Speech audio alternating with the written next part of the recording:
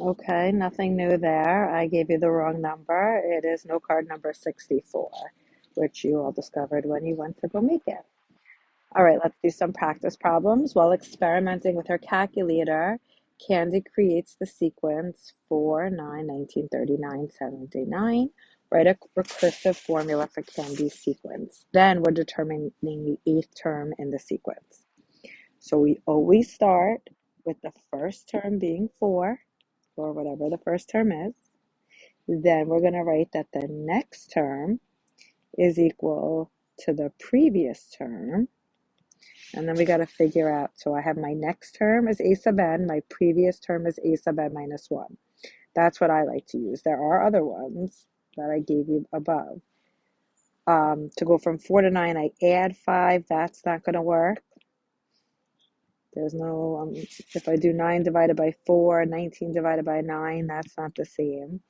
So this is not an arithmetic or geometric sequence. So this is like a guess and check one.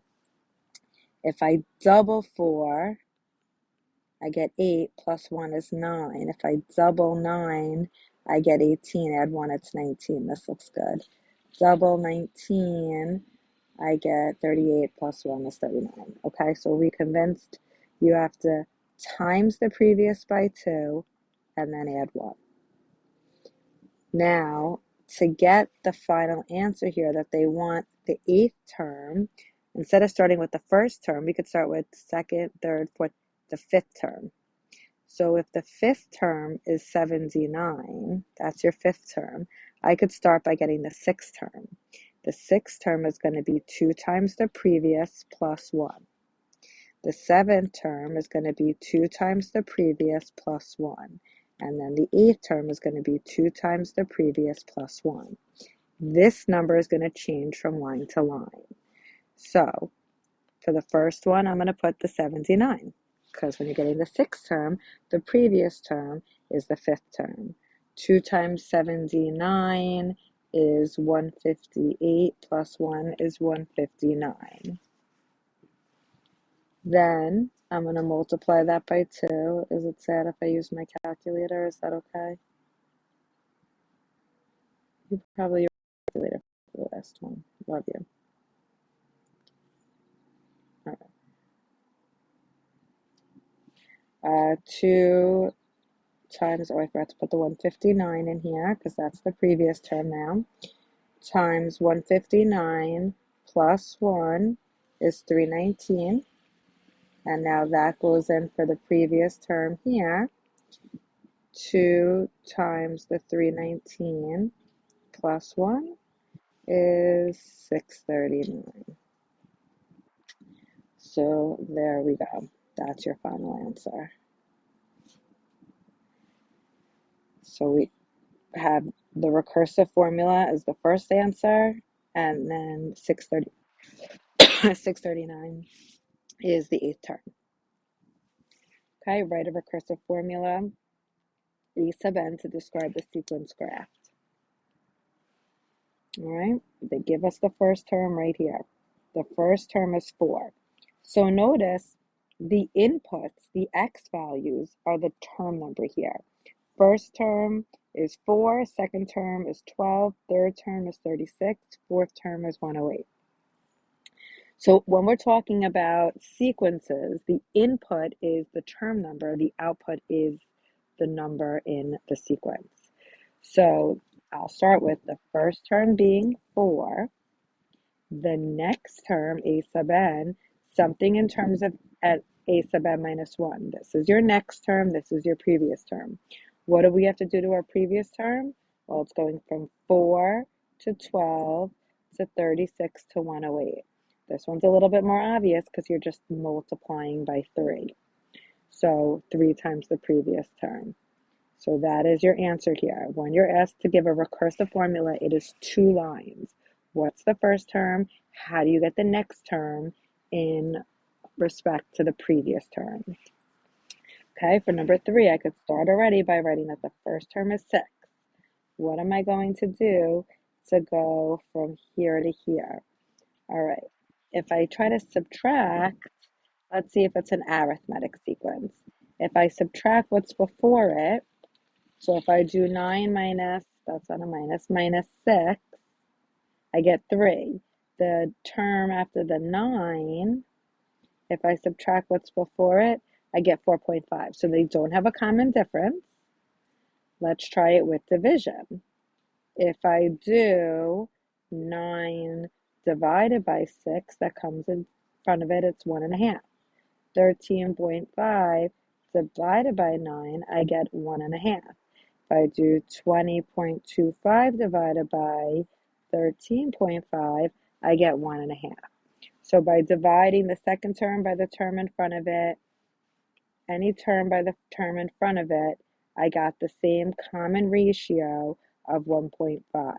So the next term is equal to 1.5 times whatever came before it, the previous term. Next one gives us the recursive formula. These are easier when they give you the recursive formula and ask you to generate it. So I would read this. The first term is 19. They want the third term. So the first term is 19. The next term is 2 times, or actually instead of using n, the term after the first term is the second term, is 2 times the previous term. J sub n is next, J sub n minus 1 is previous. I always write next equals 2 times previous. I always like to rewrite the sequence using next equals and then the word previous. So what's before the second term? The first term, which is 19, and that gives us 38. The third term is 2 times what we got here, 38, which is going to give me 76. Final answer. So with recursive formulas, if they're giving you the first term, they're not going to ask you to go to the 28th term. Okay? If they're asking you to go to the 28th term, most likely they'll give you the 25th term. Number 5 is a little more complicated in that there is a variable in this sequence. They're using algebraic expression. The first term isn't numeric, it's the expression x minus 3. So this is the next term equals x times the previous term. So to get the second term, I'm making my lesson. To get the second term, I do x times the first term, which is x minus 3. When I multiply that, I get x squared minus 3x. When I'm getting the third term, I'm doing x times the previous term, which was x squared minus 3x, which gives me x cubed minus 3x squared. And then they want the fourth term. The fourth term is x times the previous term, which is x cubed minus 3x squared. When I distribute that, I get x to the fourth minus 3x cubed. So the answer is, here's your first term, here's your second, third, and fourth term. So they want all 4 of those. Last question gives a word problem. They want a situation that would have a first value of 3,000, and then each number after that, if it's this is next equals 0.80 times the previous.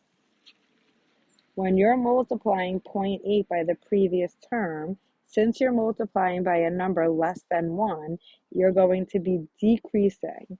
And if you're taking 80%, 0.80 of the previous, you're going to have 80% of previous value,